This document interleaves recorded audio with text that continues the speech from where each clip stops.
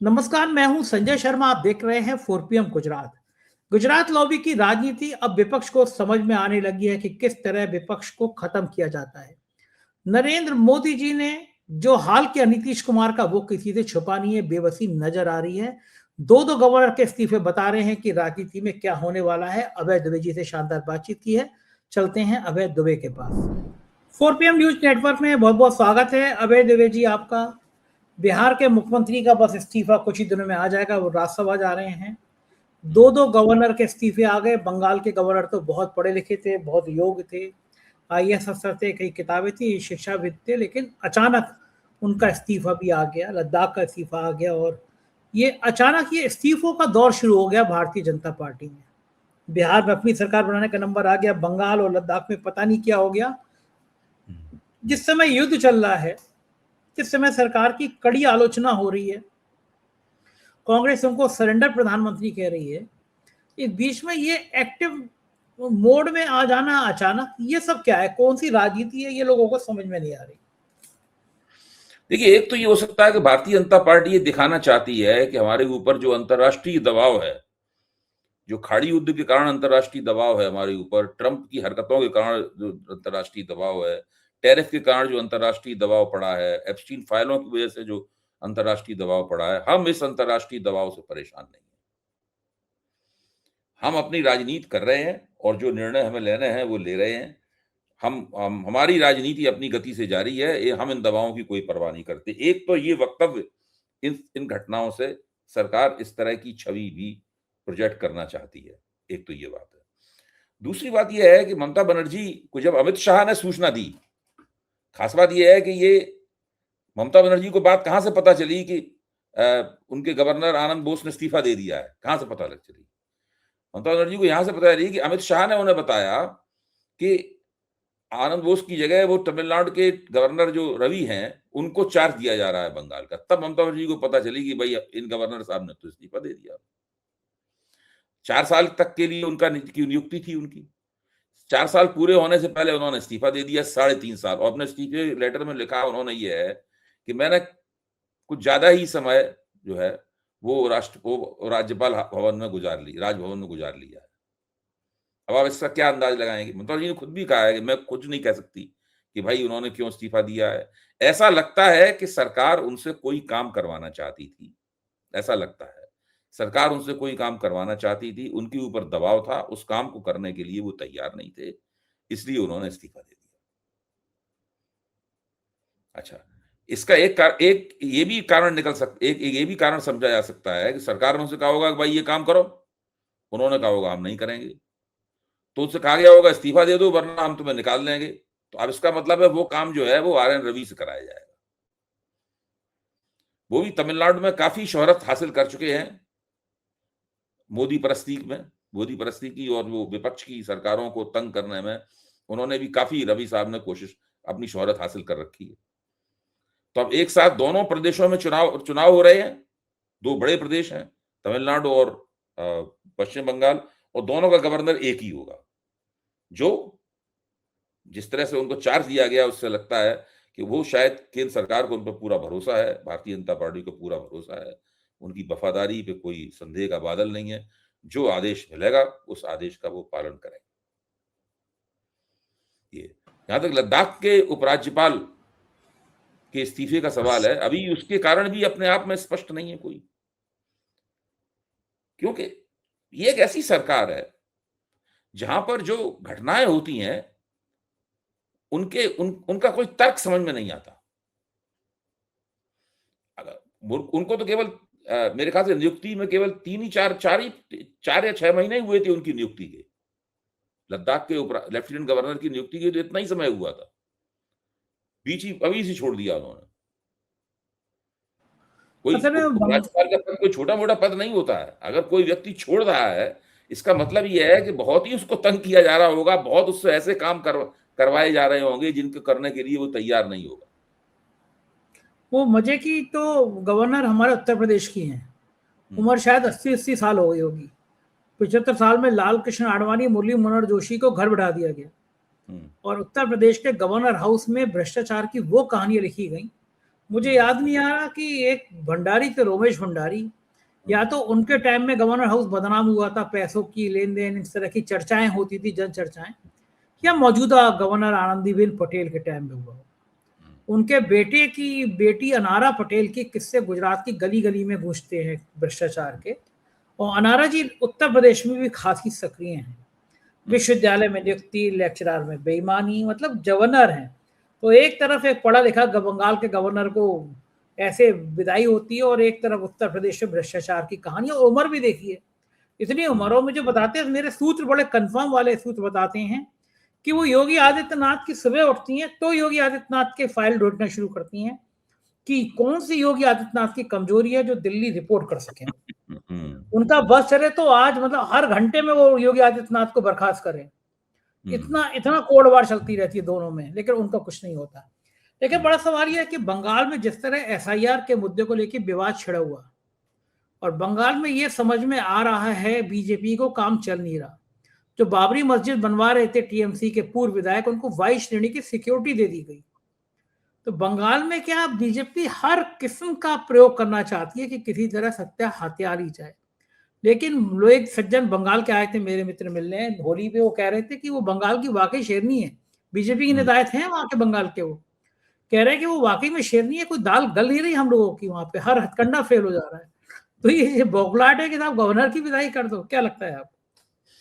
देखिए, मैं ये मानता हूं कि अगर चुनाव सामान्य तरीके से हुए बंगाल के, तो ममता बनर्जी को हराया नहीं जा सकता है, और भाजपा के नतीजे पिछले बार के विधानसभा चुनाव से भी ज्यादा खराब होंगे।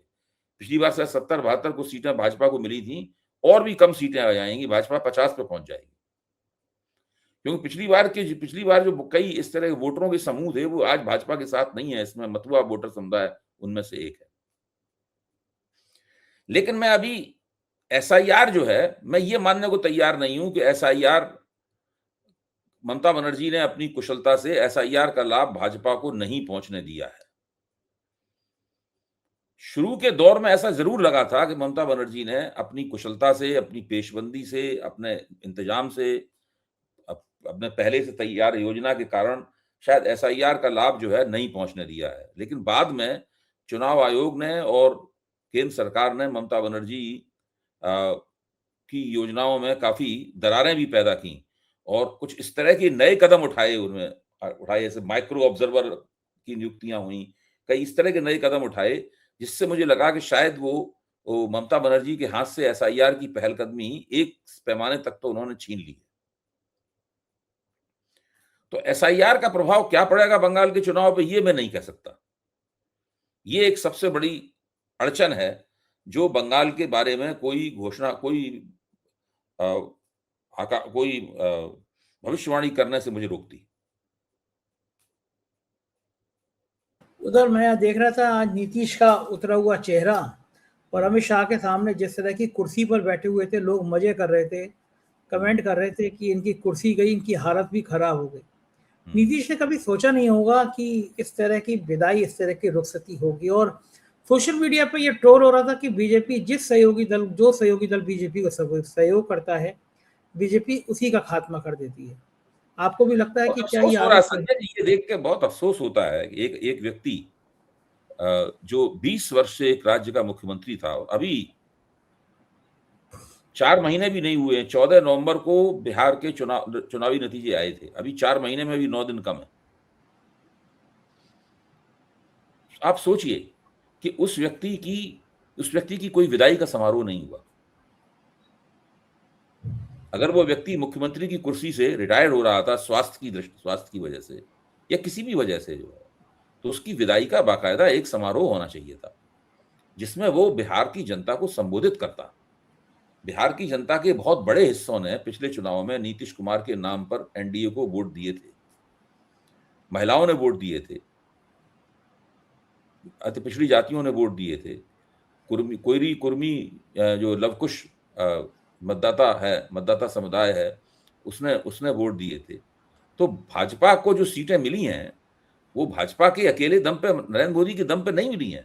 उसमें से बहुत सारे वोट जो भाजपा को मिले हैं, वो नीतीश कुमार के दम पे वोट मिले।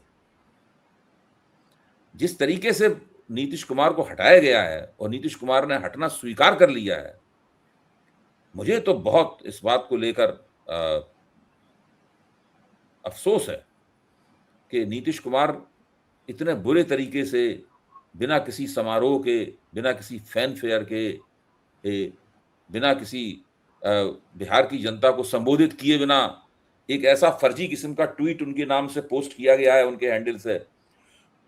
इसको आज सवेरे पढ़ के हम लोगों को पता चला कि नहीं, वो बात, उस बात की पुष्टि हो गई है, इसकी कल चर्चा चल रही थी।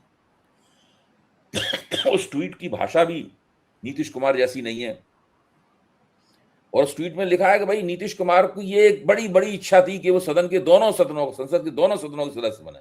एक के तो रह चुके हैं, दूसरे के आप सदस्य बनना चाहते हैं, और इसके लिए मुख्यमंत्री की कुर्सी छोड़ने को तैयार है। आप सोचिए, झूठ बोलने की भी कोई इंतहा होती है, मजाक करने की भी कोई इंतहा होती है। ये ट्वीट भी अपने आप में एक फर्जीवाड़ा है। ये ट्वीट भी अपने आप में एक फर्जीवाड़ा है। इस तरीके से पूरा काम किया गया है, बहुत भद्दे तरीके से भाजपा ने ये काम किया है, और नीतीश कुमार लगता है कहीं ना कहीं अंदर बहुत कमजोर हो गए हैं। वो एक तरह से उनकी मजबूरियां साफ दिखाई पड़ रही हैं इस मामले में। वो नीतीश कुमार नहीं रहे हैं जो 2 बार पलटी मार के भाजपा को उन्होंने सबक सिखाया था बहुत जम के। बहुत कहीं कमजोर हो गए हैं, और पुत्रमोह भी होगा, अपने लड़के को भी स्थापित करना चाहते हैं राजनीति में, लेकिन लड़के को स्थापित करने लायक उनके पास ताकत थी भाई, उसके लिए भाजपा की ताबेदारी में जाने की क्या जरूरत थी। ये तो वही बात रही कि जो हवाई जहाज में एग्जीक्यूटिव क्लास में सफर कर रहा है, अचानक कहने लगे कि हम तो पीछे वाले क्लास में, हमें विंडो सीट यहाँ नहीं मिली, इसलिए विंडो सीट लेने के लिए पीछे बैठेंगे जाकर। मतलब उस किस्म की बात हो गई, तो कोई तुक ही नहीं रही। हम बैलगाड़ी में बैठने का हमको जो है वो कोई बड़ी इच्छा थी, हम आज तक बैलगाड़ी में नहीं बैठे, इसलिए हम मर्सिडीज छोड़ रहे हैं अपनी। तो इस प्रकार की बात है। तो वो एक शेर है कि कुछ तो मजबूरियां रही होंगी, यूं ही कोई बेवफा नहीं होता। क्या मजबूरी रही होगी? और नीतीश कुमार को दिल्ली में कौन सा बड़ा भारी सुरखाव के पर मिल जाएंगे? क्या लग रहा है आपको, क्या कर लेंगे? मंत्री बनेंगे या ये चीज, इसके ऊपर या तो नीतीश कुमार के अंदर किसी किस्म का कुछ बचा नहीं है, सब कुछ खोखला हो चुका है, सब खत्म हो गया। या तो ये कारण है। अगर ये कारण नहीं है तो अभी सत्ता परिवर्तन तो बिहार में अप्रैल में होगा। अभी तो पूरा मार्च का महीना पड़ा हुआ है, 10 अप्रैल को या ऐसे कोई समय सत्ता परिवर्तन होगा। तब तक देखिए क्या होता है, क्या हो सकता है। आपको लग रहा है कि फिर पलटी ना मार देंगे नीतीश कुमार? नहीं, ये नहीं लग रहा मुझे, ये नहीं लग रहा है, लेकिन ये मैं नहीं कह सकता, मुझे कहना भी नहीं चाहिए। लेकिन ये तो एक है प्रश्न कि भाई नीतीश कुमार ने ऐसा क्यों किया। आप देखिए, नीतीश कुमार के अपने कार्यकर्ता प्रदर्शन कर रहे थे, जहां वो उसमें घुसते हैं, जहां पर्चा भरा जाता है, वो आगे के दरवाजे से जहां घुसते हैं, वहां कार्यकर्ताओं ने डेरा लगा रखा था। वो नारे लगा रहे थे कि भाई आप मुख्यमंत्री की गद्दी मत छोड़िए, आप राज्यसभा मत जाइए, ये नारे लगा रहे थे नीतीश कुमार के जनता यूनाइटेड के कार्यकर्ता। इसलिए नीतीश कुमार और अमित शाह दोनों पिछले दरवाजे से वहां पर गए। यानी जो व्यक्ति इतने दिनों से बिहार का मुख्यमंत्री था इन्हीं कार्यकर्ताओं के दम पे, आज वो उन्हीं से नजर बचाते हुए घूम रहा है। क्या अपने बेटे को अगर वो उप मुख्यमंत्री बनाना चाहते थे तो उसके लिए उन्हें भाजपा के मुंह की तरफ देखने की क्या जरूरत थी? इतनी तो उनके अंदर क्षमता थी कि वो भाजपा के सामने प्रस्ताव रखते कि मेरा बेटा उप मुख्यमंत्री बनेगा, और भाजपा को उनकी बात माननी पड़ती। लेकिन बहुत खराब, बहुत अफसोस की बात है। एक बात माना जाना चाहिए कि नीतीश कुमार का ये जो पराभव हुआ है, ये बहुत, इसके अभी बहुत सारी इसके कारण नहीं पता चले हैं, इसकी परतें नहीं खुली हैं। बहुत अफसोस की बात है। लेकिन एक तो तारीफ करनी चाहिए बीजेपी की, भाजपा उनके संगठन को अंदर से खा गई है। संजय झा भाजपा के आदमी, ललन सिंह भाजपा के आदमी, और जाने कितने भाजपा के लोग हैं जो नीतीश कुमार के खास आदमी हुआ करते थे, नीतीश कुमार के कहने से सारा काम किया करते थे। मुझे याद है एक बार एबीपी चैनल पे एक कार्यक्रम होता था, प्रेस कॉन्फ्रेंस, तो उसमें एक बड़े नेता को बुलाया जाता था और हम लोग इधर उधर बैठ के उनसे सवाल पूछते थे।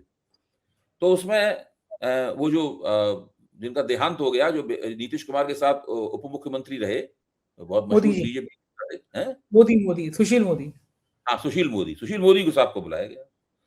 तो उस कार्यक्रम में सुशील मोदी बोले थे कि सबसे खतरनाक आदमी अगर कोई है तो ललन सिंह है। यानी उस वक्त के ललन सिंह ये थे, और आज ये स्थिति हो गई। कि ललन सिंह वहीं बैठे हुए हैं। अच्छा, एक एक चीज तो है, बीजेपी की तारीफ करनी चाहिए। कानपुर में आप तो रहे हैं, कानपुर में देखा है आपने कानपुर को, एक बहुत बड़ा बढ़िया लड्डू है, ठग्गू का लड्डू। उसका स्लोगन है कि ऐसा कोई सगा नहीं जिसको हमने ठगा नहीं। ऐसा कोई सहयोगी दल है कि जो भारतीय जनता पार्टी के संग सहयोगी दल रहा हो और बीजेपी के कारण उसकी ताकत बढ़ गई हो, ऐसा कोई है आपकी जानकारी में? कोई है? नहीं। तो कर्नाटक में देवेगौड़ा की पार्टी को बीजेपी ने खत्म कर दिया, महाराष्ट्र में शिवसेना को खत्म कर दिया बीजेपी ने। अकाली दल, अकाली दल, है? हाँ, अकाली अकाली दल की दल। हालत देखो क्या है। नहीं नहीं, बीजेपी तो क्षेत्रीय दलों से समझौते इसीलिए करती है ताकि उनके पांव पे पांव रख सके और उनकी साख गिरा सके, उनमें बंटवारा कर सके, उनके जनाधार को अपनी ओर खींच सके। अब देखिए जनता दल यूनाइटेड का जो जो वोटर जो जो उनका आधार क्षेत्र है, समर्थन आधार है, वो कब कैसे बीजेपी अपनी तरफ खींचती है, जा भी पाएगा कि नहीं जा पाएगा, उसमें क्या करेंगे निशांत कुमार और जो पुराने मंडलवादी अभी भी सक्रिय हैं, जो आज वहां नारेबाजी कर रहे थे, वो निशांत कुमार की इस काम में कैसे मदद करेंगे, ये सब देखने की बात होगी। क्या लग रहा है आपको कि आने वाले समय में बिहार में फिर कुछ और बड़ी उठापटक हो सकती है, या फिर अब आसानी से बीजेपी की सरकार बन जाएगी? अभी आज की तारीख में तो लग रहा है आसानी से बन जाएगी, लेकिन क्योंकि जिस तरह से वो अपने कार्यकर्ताओं से नजर बचा के पीछे घूम के गए और अमित शाह उनकी फर्जी किस्म की तारीफ करते रहे, वो बैठे रहे वहां पे, उसका देख के बहुत अफसोस होता है। अच्छा, बिहार में तो कोई एपस्टीन फाइल भी नहीं थी नीतीश की, तो फिर क्यों डर गए इतना? नहीं, वो एप्स्टीन फाइल का मामला बिहार में नहीं है। इस मामले में वो उसकी कोई भूमिका हाँ, नहीं वही। है इसके अंदर। हाँ, वही तो मैं कहा, वो तो इस तरह का है भी नहीं। नहीं, उसकी कोई भूमिका नहीं है। ये तो जब बिहार में चुनाव लड़ा जा रहा था तभी हम लोग ये मानते थे और कहते भी थे, हमने आपके मंच पे भी कहा था कि नीतीश कुमार को तो भाजपा हटाएगी, लेकिन मैं मानता था कि साल भर, डेढ़ साल रहेंगे मुख्यमंत्री। उससे 4 पहले महीने हटाएंगे। भी पूरे नहीं हुए और पूरे हटाने की पूरी भूमिका जमीन बना दी। बिल्कुल ठीक बात है, राजनीति इसी को कहते हैं। अभी बहुत तो बहुत सांस नहीं, शुक्रिया सांस भी नहीं ले पाई थी मुख्यमंत्री बनने के बाद, वो हट गए। बहुत बहुत शुक्रिया अभय जी, आपने मुझे आज इतना समय दिया। Thank you sir. ये थे अभय दुबे जी। पूरी बातचीत आपने सुनी, आपको यकीन होगा कि ये राजनीति भी बड़ी निर्मम होती है, निर्दयी होती है, और कम से कम सहयोगी दल को कैसे खा जाती है। कैसी लगी बातचीत आपको, अब जरूर बताइएगा, कमेंट करिएगा। शुक्रिया, थैंक यू।